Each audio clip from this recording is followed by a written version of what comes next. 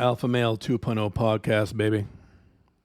Caleb Jones, Alpha Male 2.0, freedom-focused lifestyle design for men. This is my bedroom voice. You're welcome, ladies. How quickly my bedroom voice turns into butthead. Sorry. I'm a mature adult. We have a mature topic today. I'm trying to talk in my NPR voice. Billy and I make jokes about this. This is the Alpha Male 2.0 podcast where we discuss location-independent income, freedom-based lifestyle, dating multiple attractive women with no drama, no cheating, no lying, and a bunch of other wonderful things. It is the best and freest lifestyle a man can live in the modern era. And today, I want to talk about something that is macabre, or at least deep. Not negative. Negative is the word, although there's a lot of negative to this. I guess it's more negative than positive. And that is death. Death is something that I think about occasionally. It is the only real fear that I have. I don't fear dying in an accident or something like that. I follow something called the 2% rule. It is on my Alpha Male 2.0 YouTube channel. You can watch the video on that. So I don't fear death, walking around or getting hit by a car, or getting shot or any of that stuff. No, I don't fear that. I fear the fact that eventually I will have to die. Many years from now, and I don't want to die. I live such a good life. I want to keep this party going forever. The entire reason I do a lot of this longevity stuff, the entire reason, I want to keep this party going. I do not understand these guys who I'm just going to party and do drugs and get laid and then kill myself when I'm 62.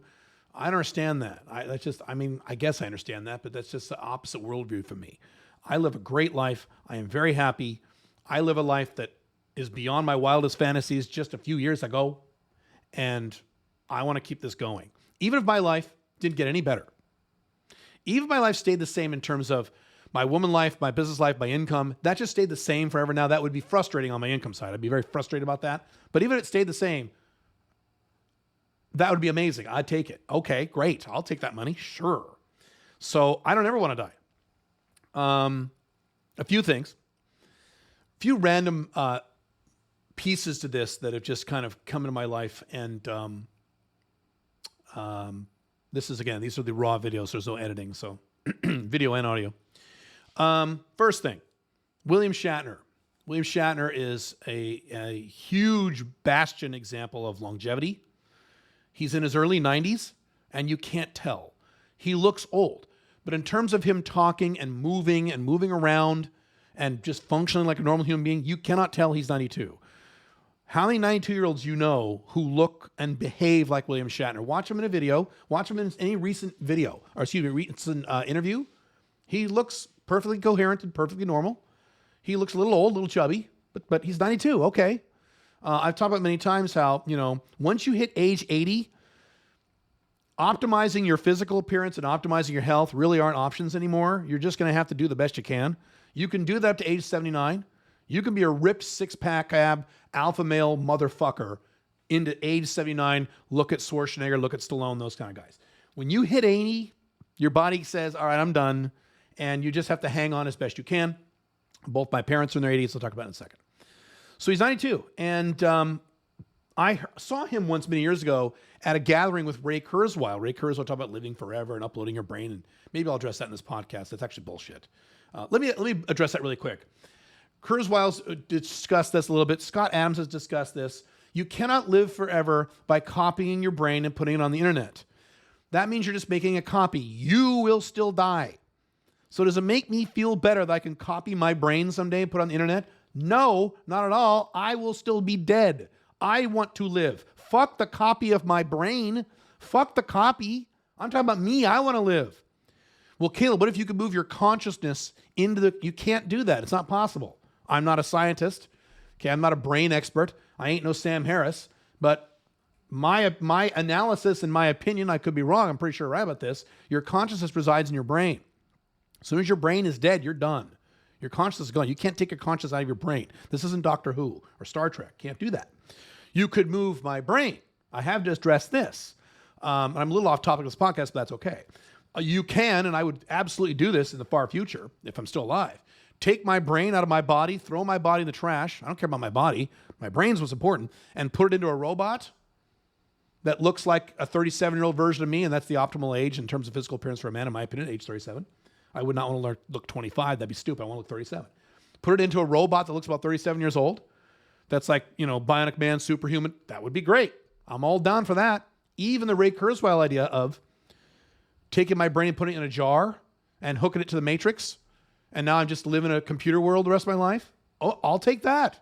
At least I'm still alive. At least I'm still in the game. Fine, I would take that over dying. Oh, I would never do that. Well, then die. Hang on. Got a drink of water.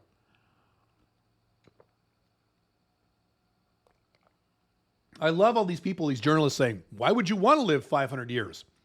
The person who says that is the typical beta male 9-to-5 employee. Of course, your life sucks. Of course, you don't mind dying. Why you want to work 500 years in a cubicle? You live my life. You want to live infinity.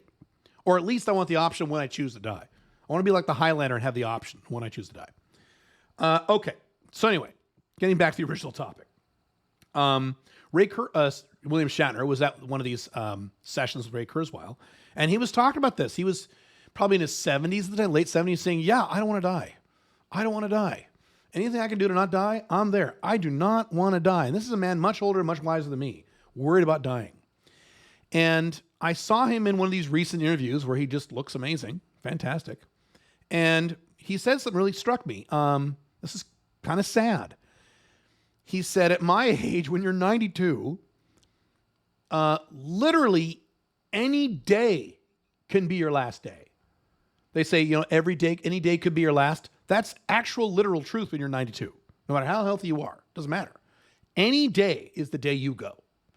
And so what he says he goes through is some days he wakes up, he feels great. Someday he wakes up, he doesn't feel good because he's 92. His body's half dead, okay? No matter what pills you pump into it, it's 92. And he will always think that day where he wakes up and he just feels awful, he's like, oh. He will think to himself, is this the day I die? And he's serious about it because he could be right. This could be the day he dies. And he has to think that every time he feels bad. Now, every time you and I feel bad, you go, oh, God damn it, I'm getting sick. Or, oh, God damn, my arm hurts. Or, oh, God damn it, what the hell is this? You don't think, oh, my God, I'm dying, right? But when you're well over the age of 80, maybe even over the age of 70 for most people, most unhealthy Westerners, right? Shit, maybe over 65 for most unhealthy Westerners. Every time you feel a little bad, you go, oh, my God, is this the last day? Is this it? Isn't that horrible? I hate it. Hate that. I'm going to be super sad when William Shatner dies. I was a little pissed when Leonard Nimoy died. Fuck. The two biggest celebrity deaths on the topic of death, for me, by far, the number one by far was Robin Williams. I grew up with Robin Williams, not literally, but I grew up watching him. When I was in high school, I'd watch him do his stand-up, and I would actually try to emulate some of his facial expressions and watch how he moved and what he said, and just amazing, amazing talent. And it makes me sad to even talk about this. So the second one is George Carlin. That was tough for me. Now, interestingly, both these guys I saw live in concert before they passed. So at least I have that in my heart. You can't take away from me. That's why I'd kind of like to meet Sylvester Stallone before he goes. Schwarzenegger would be cool, but I like Stallone more. But anyway, for a number of reasons. Anyway, let's shift gears, talk about another death topic. I have now, this is Alpha Male 2.0, so let's talk about sex. Let's talk about sex, baby. I have slept with a large number of women over the past, 16 years now. I have dated, which means ongoing sex in a dating relationship with a lot of women. A smaller number than women I've had sex with, but still a huge number. More than most men, including more than most player pickup artist types. Most player pickup artist types who have big numbers of women they've had sex with, notch count. These are like one-night stands or close to it. I'm a little different. These are relationships, the vast majority of these women. Ongoing relationships, non-monogamous. And statistically, what will happen if you have sex with enough women is that, and you live long enough, is that maybe one of these women might die before you. And I'm sad to say that has happened twice now. So there are now 2 women that I've had sex with at some point in my past 16 years. Both these women were quite a while ago, many years ago, who are now no longer with us. And interestingly, very interestingly, neither of these women died of natural causes. They both indirectly killed themselves through either drugs or alcohol. The first time it happened, I actually wrote a blog article about it. This is many years ago. It felt very weird because here's the scenario, just to summarize it. She was a brand new MLTR. We had known each other for a while, went on our first or second date. Nothing happened.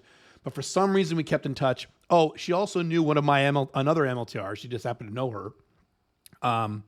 Then she became an MLTR briefly, started seeing each other for just a few weeks. Unfortunately, she was Russian, specifically Belarusian. And the deal on those women. I've written an article about why you shouldn't date Russian women. This is before I made that decision. So one day she blew up with me over text. I don't do drama, so I ended it nicely. We were friendly. We're friends. She did what most cute women do. She was, by the way, if you want to know how old she was over 33. She was 34 at the time, I believe. Trim, not hot, very cute. Not hot, but very cute. Good looking. Lots of guys liked her. Big social circle. So anyway, she did what girls do. And literally within 2 weeks, she had a new boyfriend who I'd never seen before. And about 3 weeks after that, she died. And interestingly, when I was out on a date with her, the year prior to that, I forget when, we were talking casually. We just had a cheap restaurant. It wasn't a fancy date. We were just talking.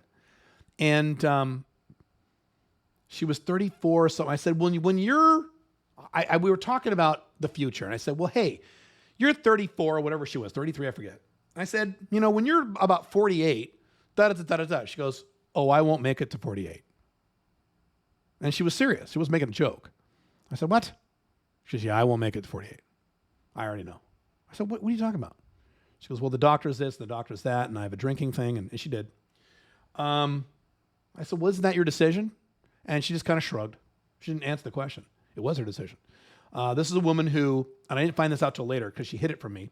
We didn't date very long, to be clear. This was not a serious relationship. So when you say, Kayla, why would you date someone like that? It was not a serious relationship. It was a brand new relationship. Low-end MLTR. Okay? If I spent the night at her place, she would get up out of bed before me, go into her kitchen, and do several shots of vodka. First thing in the morning, as soon as she woke up, then come back into bed with me. And she would do it fast so I wouldn't figure out I was sleeping, didn't figure out what she was doing. Later, she admitted it. And this was after the doctor told her, you need to stop because she had internal health problems I wasn't privy to. I guess she didn't stop because she passed away. And she was a single mom, so she left a kid. It was very weird. It was a very weird experience for me. I can't really put it into words. It was a long time ago now. But I remember how odd it felt. Like I was dating someone. I was having sexual intercourse with someone who is now on the ground. It's such a weird, doesn't that sound weird? That's my point. Isn't that weird? Death is so weird. So then, a few years later, this scenario is still many years ago, but it's still a little newer. And so I try not to talk about these stories unless they're at least 10 years old. And this one isn't quite 10 years old yet in terms of who passed away. So I can't give you the scenario. And I know a lot of people in her family, hint, hint. So I can't really give you specifics on this, but it was a sudden death, and it was an indirect suicide. Not exactly the same as what I just talked about, but in that same vein.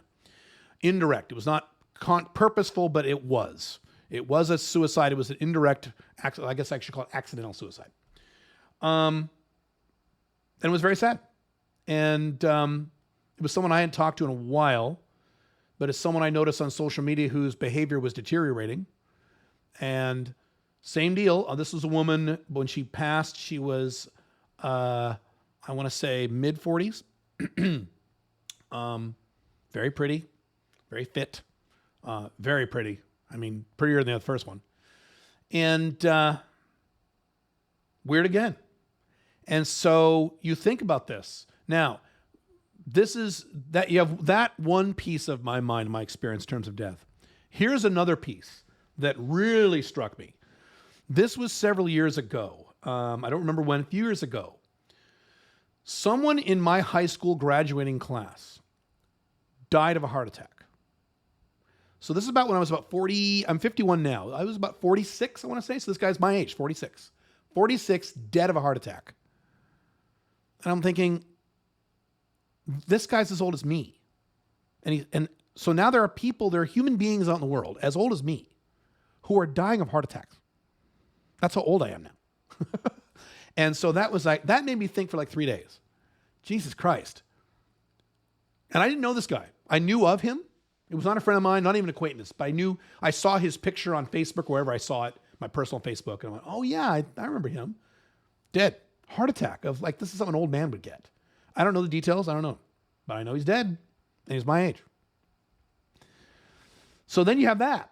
So you have women you've had sex with who are now dead. You have people who are your age, not like old men who are dying. Or old lady, that happens all the time, right? People your age are not dying. Ugh. Now, to be rational, that was a statistical outlier. The vast majority of everyone I went to high school with is still alive, still fine. So most of them are fat. Most of them look like shit, and late 40s, early 50s. There is a woman I was talking to who I went to high school with who was very hot in high school. Oh my goodness, she was so hot. And today she's about 2 years younger than me. She looks like an old mom. She clearly didn't use sunblock. I can still see that pretty girl in her face just because of the way I remember her, but she's old. So you got that, but I've talked about that in other contexts. Moving to the next thing. I've mentioned this before, and it's on my mind more and more lately. As a matter of fact, I just talked to one of my sisters about this. Both my parents are in their 80s. My dad is, as of this recording, my dad is 83. My mom is 80. Both my parents, now that they're in their 80s, have health problems. And this is just how this works. When you click over to 80, you just do the best you can. You're just going to have problems. You just deal with them. It's not like your 60s or 70s where you can be young and healthy and optimized in your 60s and 70s. You can't. 80s, I don't think you can. Now, I'm sure that'll change down the road, and maybe that number will change to 90. Once you hit 90, you're fucked. I don't know. But my parents were in both that zone. My dad had prostate cancer. And so now he was in and out of the hospital. He's okay. He's got problems walking. He has to walk with a cane, with a stick. Now, because his hip is all fucked up. I hate seeing him like that. It bothers me. Reminds me of my mortality and his mortality. Don't like it. Thank God he just informed me he's getting his hip replaced later this month. So hopefully that'll go. But that's a risk. Those things can go wrong. So hopefully that'll help. Few other little problems he's had because just being old, you know. My mom just had a heart attack about 6-7 months ago. I did a YouTube video with her on this channel, the Alpha Male 2.0 channel, and my dad, by the way. You can see him. My mom is little and skinny and healthy and not overweight at all. It was purely from stress. She just went through a divorce, or not a divorce, excuse me. Her and my dad divorced when I was about 46 years old, just a few years ago. And then my mom married her high school sweetheart. This is all true story. Married her high school sweetheart, who was an old man just like my dad. Matter of fact, worse than my dad. They were married for about 2 years, and then he died. So then she's got depressed, and she's still not over it. It's been about a year or two ago. And so she got depressed, and when you get depressed, you're old, you get heart attacks, and she got a heart attack. She's okay. What's really fascinating about heart attacks, so many people now get heart attacks. It's just a common part of Western life. It was amazing. You go into this assembly line room, there's a heart attack at the what they have, OHSU at Portland, Oregon, where my mom lives. The big hospital, one of the big hospitals. They have a heart attack room, and it's literally round the clock 24/7. And it's a half an hour procedure. They drop you in, they knock you out, they take a little machine in your heart, pull it out, they wake you up and they roll you out. And they roll in the next person. Every half an hour, 24/7. That's all they do all day is they fix heart attacks. Isn't that amazing? Isn't that depressing? How fat and stupid Americans have become? Anyway. So she was in and out. She was fine. She's fine. But then again, she's 80. When you're 80, you have heart attacks, not good. Your odds aren't good. So every time there's a Thanksgiving, for example, my family, I have a big family. I have 5 siblings, 2 parents, lots of nieces, nephews, things like that. I'm always invited. I'm an introvert. I'm not a family person. I don't like going back to the collapsing USA. I don't like going. But I always think about, is this the last time that I get to see my dad or my mom? Especially my mom and my dad in the same room. They're divorced. They've been divorced for years. And for a while, they didn't get in the same room together. Now they can be in the same room together. Is this the last time I'll be able to see my mom and dad in the same room? Is this the last time I see my dad? Is this the last time I see my mom? So I have to go through this process now, which is a new process for me. I didn't have to think this when they were in their 60s or 70s, I never had to think about this stuff. 50s, right? And if you have parents who are under the age of 80 and who are decently healthy, you don't have to think about this stuff. But the day will come where you have to start thinking, is this the last time? So this year, I record this now in May of 2023. I'm making the decision now whether or not I want to go back in fucking November, which is the greatest time to stay in Dubai and the worst time to visit fucking Portland, Oregon. It's just rain and it's disgusting over there. Do I want to make that trip across the world, knowing that this might be the last time? I'm 50-50 on it. I got to make that decision soon. Just talk to my sister. My sister was saying the exact same thing. Well, you know, I don't want to go either, but this might be the last time. And it's odd and sad that I have to make those kinds of considerations, if that makes sense. Death, the reason death scares me, I don't mean other people dying, but me dying. I don't want to die. And I don't want my wife to die. I don't want Pink Firefly to die. Although, let's talk about that really quick. Pink Firefly is 8.5 years younger than me. However, we were talking a few years ago. She was very relaxed. And she let it slip that she said, and I later asked her to confirm this, and she believes this. This is how she feels. She wants to die first. Assuming we stay married forever, which is the goal, she wants to die first. She goes, oh no, I have to die first. No. She's like, no. I talk about, well, if I die, then, and she immediately goes, no, I couldn't handle it. I couldn't handle it. I have to go first. I have to. I'm like, well, you know, sweetheart, you're almost 10 years younger. I don't care. And at that time, I was actually much healthier than her. Today, she rivals me because she's got six-pack abs and she's working out and doing great. So she's really take care of her health, which is fantastic. But even to this day, she doesn't take anything like vitamins. She doesn't want to. She'll do little things that I would never do, like put plastic containers in the microwave and then eat the food. That just gets all those fluorocarbons in your food and causes cancer. She doesn't care about that stuff. I think deep down, she's like, I don't care. Also, she's a hot girl. Hot girls don't like to get old. So she has a very different opinion about getting old than I do. I'm excited to get old. I don't like the eyesight thing. That bothers me. I can wear reading glasses. That pisses me off. Other than that, I love getting older. It's great. But when you're a hot girl, and I should say any girl, you don't like getting older. Getting older sucks. Every birthday is a nightmare. So she has a different feeling about that. So we'll see what happens with that. If she goes before me, assuming we stay married that long. So you got that. But where was I going with this? The reason death bothers me is because it is one of the few things in life to which there is no solution. Shakespeare said the only two guarantees in life are death and taxes. Well, you can get around taxes. You can. It's complicated if you're an American, but you can. Can't get around death yet. So I'll leave on a little positive note on that. We may get to the technology. Ray Kurzweil might be right. He could be right about this. We may get to the point where every year that goes by, we increase the average lifespan by a little more than a year, which means mathematically now we live forever. Does that make sense? Just do that math in your head. Every year that goes by, we actually increase the average lifestyle of the average human being by 1 year and 1 month or more. That means we can now live forever. Or, like I said, we come up with a scenario where we get rid of our bodies. We pull the brain out, and if the key is the brain, you need your brain to stay alive. I've read a lot of brain health books. It's one of the reasons I stopped eating sugar. Well, I stopped eating bread and gluten and flour. I want my brain to be very healthy, even if I'm old and my body's all I want my brain to be good, because take that brain and put it in a young clone or a young robot or a computer or something. Keep me alive. George Carlin, when he was alive, had a great joke about, these guys who are on hospital assistants, and they're talking about, should we pull his plug? He's like, fuck that. Don't pull my plug. I want to live, motherfucker. Shove another hose up my ass. I want to fucking live. You don't touch my fucking plug, motherfucker. He did a big thing on this. So funny. I agree. Don't touch my plug. Fuck you. I want to live. But again, he's saying that, and he's now gone. Doesn't that sting a little bit? Fuck. It's upsetting. And it's one of the few really upsetting parts about life because there's no solution to it, at least not yet. So my hope, it's only a hope. It's not a goal, okay? Because you can't set a goal for what other people do. I teach this. But my hope is I will live long enough, so I can't control how long I live in terms of do I die of a heart attack at age 62 or do I die of a heart attack at age 95? That's within my control, yes.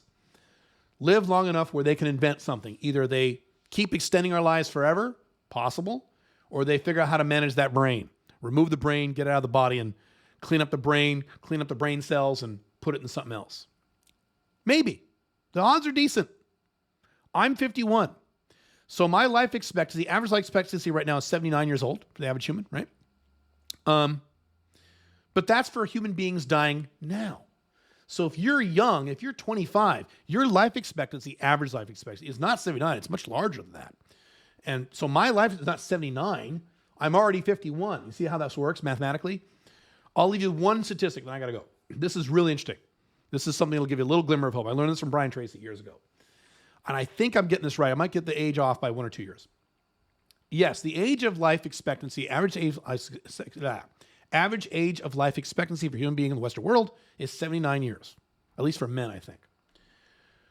However, if you get to age 70 with no major health problems, major health, not you got sick, you broke your leg, or you got COVID, not that, major. So you get to all the way to age 70, no diabetes, no heart attacks, no heart problems, no lymphoma, no Alzheimer's, no cancer, no prostate cancer, no major problems till 70.